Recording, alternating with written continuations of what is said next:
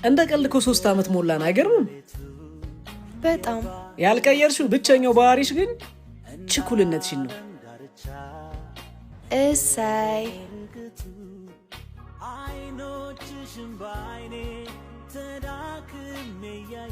ኦ ማይ ጋድ ምንድነው ይሄ? ኦ ሺት ምን አይነት የማይረባ ሼፍ ነው? ባለቤቱን ጥራልኝ። እስኪ ተረጋጊ። አንቺ ደግሞ ፌስታል እየበላው ነው የምረጋጋው። ሰላም ምን ጎደለ? ይኸውልህ ወንድሜ ሼፉን ፈልገን ነበር። ምን ነው ችግር አለ? ሱፑ በጣም ስለጣፈጠ ቲፕ ልናደርገው ነው። በደስታ። ቆይ ያጠፋ ሰው ጥፋቱ ሊነገርበት አይገባም? ሊነገርበት ሳይሆን ሊነገረው ነው የሚገባው። ግን እኮ የሰው ቢዝነስ እያበላሸ ነው። መቼም ሆን ብሎ ፌስታል አያበላም።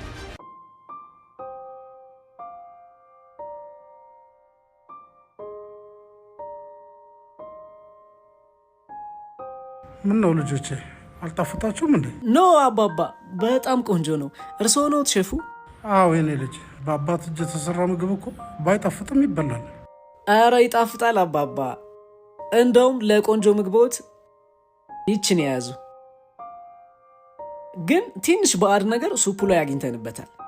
የሆነ ስህተት እንደሰራው ታውቆኝ ነበር። ግን አትፍረዱብኝ ልጆቼ።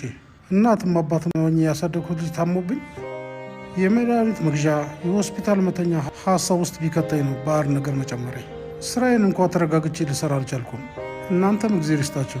ገመናዬን ደብቃችሁ ጥፋቴን ለእኔ ነገራችሁኝ እንጂ ላለቃይ ብትነግሩት ኖሮ ያለችኝ ምስራ አጥቼ ከነ ልጅ ጎዳና ላይ መውደቄ ነበር። ያጠፋ ሰው ስህተቱ ሊነገረው ይገባል። የሚነገርበት መንገድና ሁኔታ ግን የሰውየውን ሕይወት በማይጎዳ መልኩ መሆን አለበት። ገመናዬን እንደደበቃችሁ ፈጣሪ ገመናችሁን ይደብቅላችሁ። አሜን አባባ።